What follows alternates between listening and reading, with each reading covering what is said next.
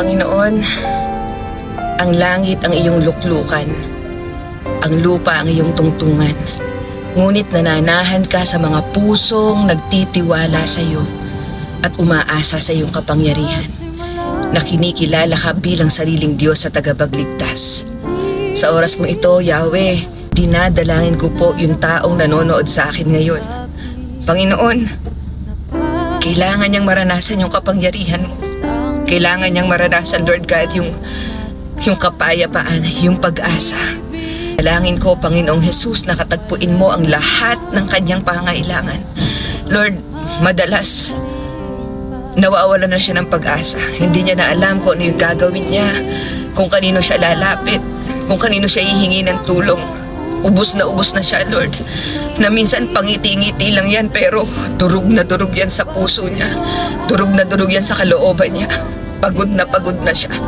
At sa oras na ito, Yahweh, hayaan mo na ang iyong kapangyarihan ay maranasan niya.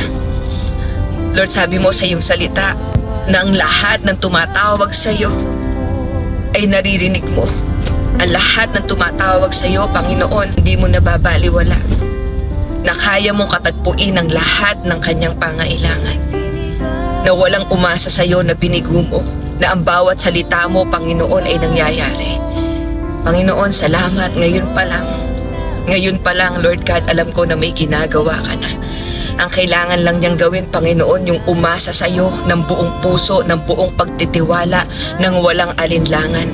At dalangin ko, Lord God, sa nanonood sa akin ngayon, naman ang espiritu ng pagdadoubt, ng takot sa pangalan ni Jesus, winawasa ko to. At idinideklara ko ang pananampalataya, Panginoon, na kahit kasinliit ng butil ng mustasa, na pananampalataya na kayang maglipat ng bundok sa dagat. Lord, ibig sabihin, sa panalangin namin at sa katugunan ng aming panalangin, ang gitna nun, Lord God, yung pananampalataya.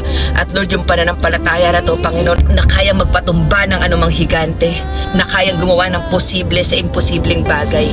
Kasi ikaw yun. Na naniniwala siya, Panginoon, na walang mahirap sa'yo. Dahil yun naman yung sinabi mo, Lord God, na walang mahirap sa'yo, na walang imposible sa'yo, na ang kailangan mo lang, Panginoon, na magtiwala ng buong puso, Lord God, na walang pag-aalinlangan. Salamat po, Panginoon, ngayon pa lang, sa katugunan ng kanyang panalangin, Panginoon, sa katugunan ng aming panalangin. Sa pangalan mo lamang, Jesus. Amen. Amen.